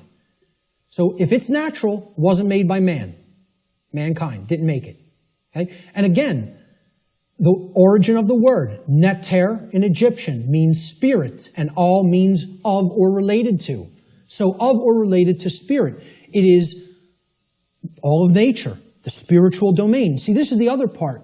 People believe that the spiritual domain is separate from the physical domain. This is a huge thread and a huge central focus in all of my work. If you think the spiritual domain is not where you are at now because you're in the physical domain, you're mistaken. If you think that the spiritual domain is someplace other than the physical domain, you're also mistaken. If you place emphasis on one above the other and say, well, this one takes precedence and this one's not important. Either way you do it, whether you say the spiritual is more important and the world of matter should not be given any significance, it's imbalance. And it's not true. Okay? Or if you say, hey, like scientism does in many, left brain scientism, the material world is all that there is. This is just a dead mechanized clockwork called the universe, and it happened by accident for no reason. And there's no such thing as the spiritual domain. Both of these worldviews, and we're going to get to a breakdown of these worldviews, they're completely inaccurate, they're not based in truth, and most of all, they're based on brain imbalance. And we're going to see how one of these worldviews or another develops when either the left brain hemisphere or the right brain hemisphere has taken precedence and dominance within the individual consciousness. So, natural means spiritual. These words could be used interchangeably. So when I'm talking about natural law, I mean spiritual law. Unseen spiritual laws. But overall, the dictionary definition of natural is it's inherent to nature and it's not made by man. The word law the definition is an existing condition which is both binding and immutable. So let's look at each one of these words. Existing. It means that it is present. It is present. Okay? It cannot be just ignored and expected that, well, that doesn't make it true and it's not going to have an effect. It's there. It's present. That's why it's a law that it's in operation. That is in operation. It is binding. Binding means it has an effect. It means it doesn't matter whether you believe that it has an effect. It doesn't matter whether you understand that it has an effect. It doesn't care. And this is another big hammer to the ego. The human ego wants to hear what it wants to hear. One of the things it wants to hear is, the universe cares about you. Personally.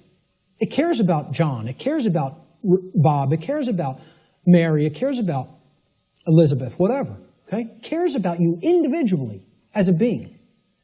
Now, you could go so far as to say you believe that the creator of the universe cares about you. I'm not denying anybody or saying don't think that.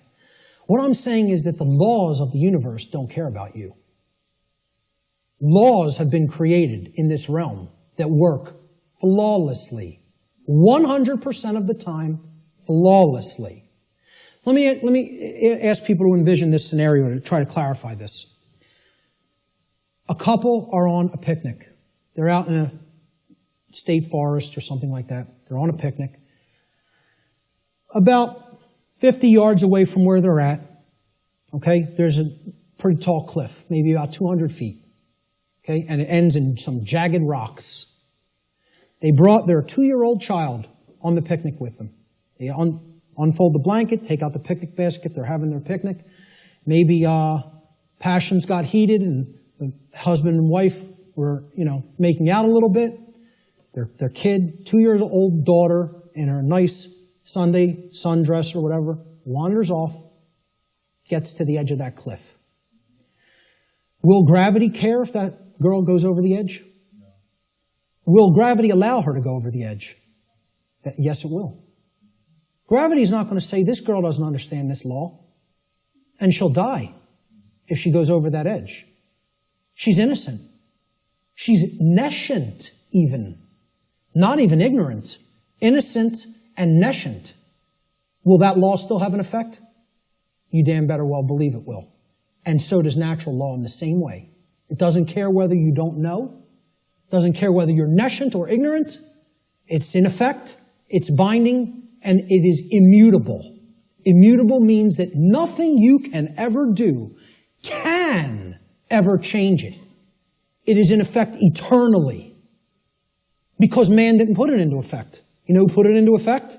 The creator of the universe put it into effect. And I don't really care what you think of that force as. You could think of it as an impersonal force. You could think of it as the man with the beard. You could think of it as this remote control. I don't really care what you think of it as.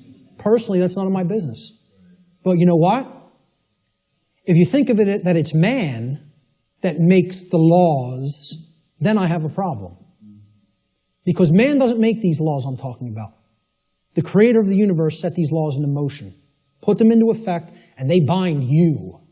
You and I are bound by these laws, whether we like it or not, whether we accept it or not, whether we understand it or not, they're in effect, and you are already creating the reality that we are experiencing based upon interaction with these unseen laws. Already. You're already doing it. You can never not be doing it. That's an impossibility. Okay? You're always creating, co-creating in harmony, in cooperation, I should say. Whether it's in harmony or opposition is a different story. In cooperation with these spiritual laws that I'm going to talk about. You are already creating in cooperation with them and can never not do so as long as you exist in the physical domain. Okay? So that's what the simple definitions that we're working forward with. Natural law doesn't mean anything other than this. That's it. It means, so let's put them together. Inherent, existing conditions. Conditions that exist in nature, which are both binding and immutable. They have an effect whether they're understood or not, and they cannot be changed. So what would be our requirement of knowledge here? What do you think should be done? If we are always working with these, do you think we're going to create something that is wise to create, that is good, that is in alignment with what we say we want, if we don't know how these laws operate? You know what's going to be created? A mess. Total chaos. Something you don't want. Something that leads to enormous suffering, which is where we're at. If, on the other hand, you have that knowledge of how these things work, then you align your behavior to them, you're going to create a whole new different ballgame. And then you're going to not have self-inflicted suffering. Okay? That's what this is all about. So let's give a working definition. This is what I call the soundbite, right? People say, well, tell me what natural law is, Mark. You have a few days? Maybe a large portion of the day like we're going to cover today. Maybe. Some people will get it.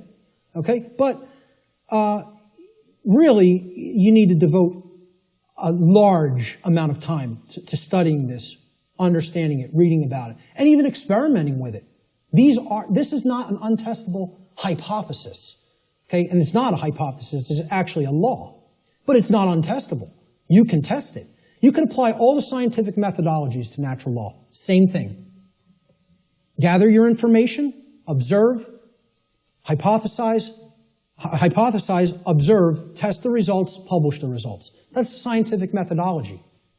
The scientific methodology will be borne out for everything I'm talking about in this presentation if it is applied. Because this is not a religion. This is not some New Age mumbo-jumbo. This is a science. It is a science that constitutes knowledge of how laws that are existent, in operation, and immutable in this universe work. And how we are creating what we experience in conjunction with these operating laws. And man didn't put them into effect. Whatever created this universe put them into effect. I'm not here today to tell you what that is. Your job in your own personal experience is to get in touch with what you feel that is. I'm not here to tell you what that is. Now, I'm not here to tell anybody what that is. But my whole point is, it created these laws, and they're in effect. And if you want to stop suffering, and if you want the human condition to change, you have to understand how these laws work. There is no way around that. Knowledge of these laws is required. And this is what people in the so-called New Age movement and in religious communities and in other communities don't want to acknowledge. They don't want to acknowledge that work is required. So let's give a working definition for natural law, my soundbite variant, okay? I tell people who want the 6 o'clock news edition of what natural law is, okay? Natural law is universal, non-man-made, binding, and immutable conditions that govern the consequences of behavior, and specifically, at least on this planet, human behavior. I would say in the universe, it governs the behavior of all intelligent beings. Intelligent beings. Okay? Natural law is a body of universal spiritual laws which act as the governing dynamics of consciousness. The governing dynamics of consciousness. That's the working definition. Let's look at the dynamics between discovery and belief. The difference between discovery and belief. Because again, natural law is capable of being discovered, understood, and harmonized with. Now, does that sound like a religion? Religion asks people to believe, accept, and do without question. What this is saying, this exists, you're bound by it. The best you can do is to understand its operation like you would understand gravity, and therefore not just walk toward the edge of a 200-foot cliff that is bottomed by jagged rocks. If you're intelligent and you understand how the law of gravity works, you won't do that behavior. Okay? Just like if you're intelligent and you understand how natural law works, you won't do certain behaviors to create a prison for the entire species, for your entire species. Unfortunately, humanity has not reached that level of consciousness yet. They are not at that level of co-creative intelligence to understand how these laws work and then align their behaviors to them. So natural law has nothing to do with religion. It's not a belief system. It's a science. It is a discoverable operation that is already in effect that we can either understand and align our behavior to or remain ignorant of and suffer as a result of that ignorance because it's already in effect and already has a binding effect upon you and your behaviors and everyone's. So when it comes to belief, and anybody that was trying to propagate a religion wouldn't put this slide up here. When it comes to natural law, it works just like gravity. So the clown that's going to jump over the cliff saying, I don't believe in gravity, what's going to happen? Down he goes. Because belief is irrelevant. Because natural law does not care about you. It does not care about you. It is in effect, no matter what you do, deal with it. And people don't want to hear that. And I recognize this. I recognize I'm not telling anybody anything they want to hear. If I wanted to sell a lot of stuff, if I wanted to be real popular, I'd come up here and I'd tell you exactly what you want to hear, and then I'd be making $50,000 a presentation like Wayne Dyer does. Okay? And that is his fee. I know because I've actually had some people speak to his management. That's what a new age presenter gets. You know what I ask for? 0. I don't even ask for a stipend because I don't even care about fake money. I care about making real money. Real one I. The word money is actually one I. And people don't even have said it a billion times in their life and never recognize what they're saying is one I. And it's the symbol of the one eye, which represents spiritual enlightenment, is plastered all over the $1 bill. Okay? Well, this is the one. See, I tell people, I'm a poor man when it comes to the fake money, but I'm very rich in the real stuff. The real thing, I have tons of. The fake stuff, I don't do so well with, and I don't care. It's not what I'm concerned about. I know it's fake. Okay? So I don't ask for a stipend when I present. I tell whoever's setting up the presentation, pay for my travel and lodging. Hook me up with a dinner or whatever. That's it. I'll come out and speak anywhere. Okay? The point is, if I was trying to appeal to somebody's ego and what they wanted to hear, I would tell you your beliefs are very important. Your beliefs shape. And they do shape your reality. In a negative way, if you don't align yourself with truth and you want to stay attached to a belief system because you prefer it over what's real, okay? So when it comes to natural law, I'm not telling people don't believe in yourself. People will say, there's forms of belief that are good. Yeah, I acknowledge that. I understand that. Believe in yourself. Believe in your own ability to come to this understanding of information like this. But I'm explaining when it comes to a law that is existent in the universe, your belief doesn't matter. It's irrelevant. The universe doesn't care what those parents at that picnic whose child just went over the cliff believed. It doesn't care whether that girl doesn't know how gravity works. It's going to have an effect. You act a certain way, like a computer. Boom, you put this in, here's how you program this, that's what has to come out. Invariably. Invariably. It is nothing personal. Natural law is not a personal force. It is an impersonal force. That every single mystery tradition and occult tradition that has actually wanted to share this knowledge with people has been telling people about and attempting to tell people about since time immemorial. It is an impersonal force. It does not care about you. It does not worry or care in the slightest bit whether you understand it or accept it or not. It is in effect, you are bound by it, the end, and stop crying in your milk over it. That's it. No one wants to hear that. And I'm not so naive that I recognize people don't want to hear that I don't recognize that. I do recognize that. Believe me, I realize the wall I am up against in saying this. I get it fully. Fully. If I wanted to blow smoke up people's rear ends, I'd come up here and I'd say, the universe cares about you and what you believe. And it's going to gauge that, it's going to look at all that, and it's going to tabulate it, and it's going to say, well, what did he believe when he took this action? It's not going to say that. It's going to say, is this what happened? Yes or no? Yes? Here's the result. That's it. Unwaveringly and invariably. The human ego has a hard time with that.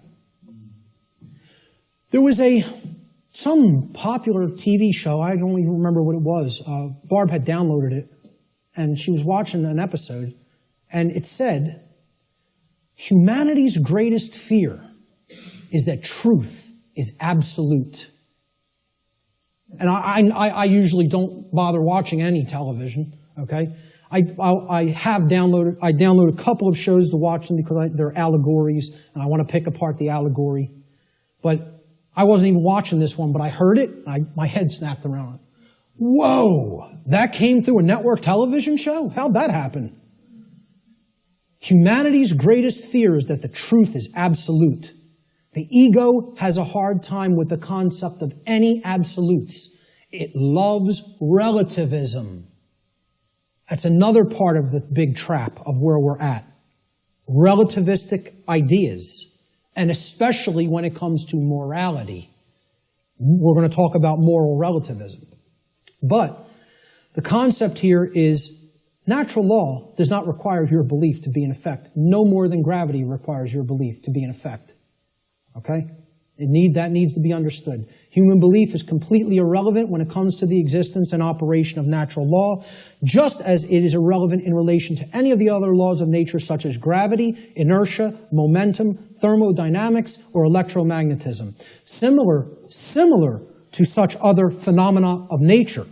The workings of natural law require no belief in order for them to be discovered and known. So what I'm saying is, your belief will not change natural law, but your inquiry into it can lead to an understanding of it. You can develop the knowledge of it if you are willing to open your mind and look at how these laws function. And what we're getting as a result of our disharmony with them. The philosopher Søren Kierkegaard said that there are two ways to be fooled. One is to believe what is not true, and the other is to refuse to accept what is true. Okay? So, believing in untrue notions, which is what religion is, all forms of it, all the 5 religions I posted at the beginning of the presentation. Organized cultural religion, money, scientism, politics, and the New Age movement. There's the world religions, folks. People think of religion as only the cultural religions. No, there's 4 other ones. One's called government and authority, okay? Or politics, however you want to name it. The other one is money, finance. There's another religion. One of them is the New Age movement, and one of them is scientism, which I'm not going to refer to as real science because it is not. It is a belief system and a religion. So what Kierkegaard is saying here is, you could believe things that aren't true, and that will hold you back. And you can refuse to accept what is true, and that will also hold you back. I say these are the only two ways that humanity ever creates self-inflicted suffering for itself. You want to know how suffering is created for the human species? That it doesn't need to experience? We believe what's not true. We refuse to accept what is true. That's why self-inflicted suffering exists in our species. And if we are to become wise, we need to stop doing both of those things, and then we'll stop creating suffering for ourselves. So let's look at consciousness and the human brain. Okay? Because consciousness is an intangible force. Okay? It's something that exists, but you can't really see it. Many people even have a hard time explaining what it is. But there is physiological expressions for consciousness in the physical domain, and the brain is one of them. And of course, people will say, well, don't leave out the heart. Of course, the heart is also very important. Heart has an even bigger electromagnetic field than the brain and is tied into the physiology in an even more complex way than the brain is. But we need to understand the basic structure of the brain to understand the types of imbalances that go on within it that lead to these debilitating conditions within humanity that continue to create suffering for us. And also, what these belief systems do is they prevent the activation of the heart and the actions, of care and action. Not only do they prevent real knowledge from manifesting within the being, they prevent care, and they create apathy, and they create inaction, laziness, inaction, and cowardice, so that we don't actually act and take action based upon what we've come to know. So let's look at how the brain and consciousness actually work. People will also try to give ridiculously overcomplicated and mystified definitions of what consciousness means. And many people are even scared of the term, okay? We have to demystify these terms and bring them down to real simple English and real simple concepts that the average person can grasp, okay? And stop trying to make it more complicated than it is. Being conscious of something, meaning having consciousness of it, is an ability of the being to recognize patterns. Remember, this is all about pattern recognition. To recognize patterns and meaning with respect to events that are taking place or have taken place, okay, both within oneself, okay, in the inner realm, in the lesser realm, the realm of the individuated consciousness, and in the realm in which the self exists and operates, the macrocosm. So let's break it down, right? Ability of a being to recognize patterns and meaning with respect to events taking place within oneself, the microcosm, and in the macrocosmic world, the world at large. And the events taking place is the truth. So it's our ability to accurately perceive truth of what has happened and what is happening. That's consciousness. That's consciousness. And it's made way overly complicated by people. It's mostly made overly complicated in the New Age movement, again, which I can't stress enough how big of a deception it is. For people, really have to go and check out my work on the New Age deception. Okay? It's on my website. It's in the video section, and it's in the podcast section. And it's a 7-hour presentation. But I'm telling you, it will be as worthwhile for you to check out as this seminar. So, that's what consciousness is. Now, how does consciousness express? There's a difference between what it is and how it expresses in our life. Consciousness expresses. I ask people, just tell me, what are the ways you could ever make yourself known to any other being? How can any other being come to know who you are in this incarnation, in this physical manifestation? How could they possibly come to know you? How could you manifest yourself or make yourself known to them? And there's only 3 ways: thoughts, emotions, and actions. Okay? And I would say speech falls into the line of the combination of thoughts and emotions. And speech is also a form of action. I'm using force to, make the air flow over my vocal cords to make sounds come out so that you can hear what the concepts I'm trying to express. So it is a form of action. And it derives from what we have thought up to this point and the emotions that we have, and we could express it through speech. So thought, emotion, and action. Thought you have to look at as the creative force that is the expression for consciousness within the individual. Okay? So it's a neutral force.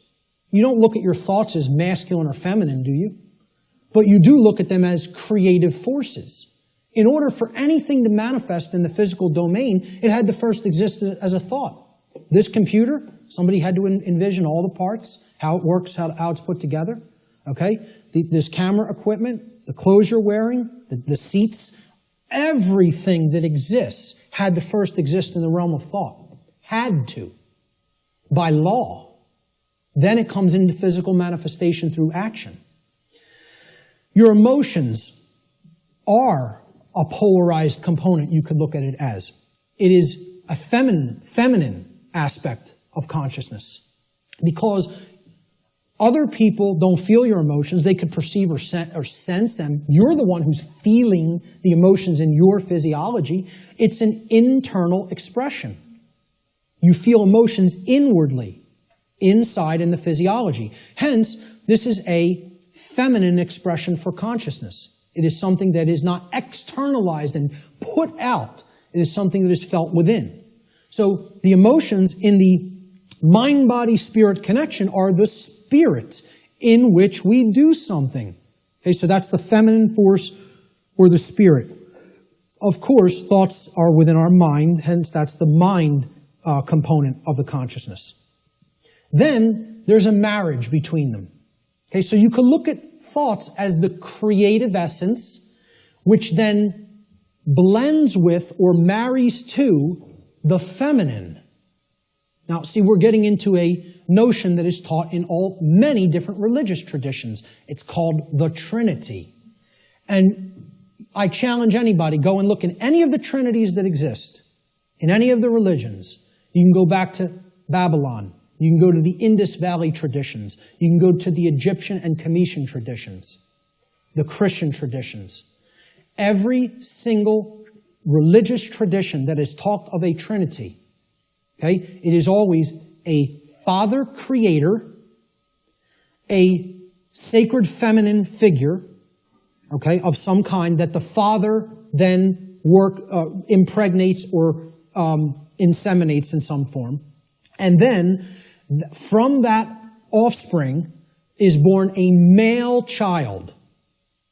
Always. Okay? What we're talking about here is the Father being the mind, the creative essence. Then the spirit, or the emotions, being the sacred feminine essence. Okay? Or the Holy Spirit, the emotions. And then the child, the male child, is behavior. It is the active or masculine principle that actually interacts with the physical world to change it. And hence, that is the only way to actually save ourselves. And again, people in religious thinking will immediately attack this and say, you're saying that saving ourselves will not come through faith. Yes, I am. Saving ourselves will only come through action. Action will save humanity. Faith will not do it. So, sorry to again, smash another egoic attachment that people have to religious notions. But these religions are created by the control system. Okay? People don't understand that exoteric Christianity is created by the dark occult, of the ancient dark occult mystery schools. They don't understand where this religion came from because they haven't studied astrotheology. And I'm not telling you there's no good concepts in any religion. I say take all the good concepts and leave the nonsense. Because one of the nonsense is that you need to believe in something to be saved from the current human condition. You don't need to believe in a thing. You need to know the truth. And right in their own religion, there it is. Let me just stay on this for a moment, because in their own scripture, the exoteric Christian scriptures, what is the one prescription that the Christ figure gives to the people when he is asked about freedom? He's only asked about freedom like once in the Gospels, okay? In the words attributed to his teachings. And they want to know what will save us, what will make us free, and what is his prescription? Truth shall make you free. No, that is not. There's something missing there. You're close. What is the actual saying? Know the truth. Knowing the truth will make you free. That's the prescription, even in exoteric Christianity. It's right there in the Gospels. But Christians don't want to hear that because the controllers in the church who came from the dark priest class gave them this nonsense that all you have to do is believe and everything will magically change. Well, good luck with that. When people's behaviors have no alignment with morality, you think your belief's going to change something? Again, let me know how that works out for you. And again, I'm not mincing words up here. You know, I'm telling it like it really is. I don't care who it offends. So, the expressions for consciousness are thoughts, emotions, and actions which are likened to, in the consciousness community, of mind, spirit, and body. And it's a trinity. A father creator, which is the thoughts, the mind, the feminine essence, which is the mother of the trinity, the emotions, the inward aspects, the spirit. And then they give birth. When the thoughts and the emotions come together, they give birth to action in the world, which is the male child. This is very important to understand. I hope everybody is clear. This is our internal trinity, which constitutes the expressions for consciousness. Okay? So let's move on. Yes. Okay, how much time? It is. Okay, we're going to stop right there and take a break. We will resume at 1:15 precisely. Okay, so you want to come in a few minutes early to get settled. I will start again at 1:15 p.m. Thank you, ladies and gentlemen. Thank you.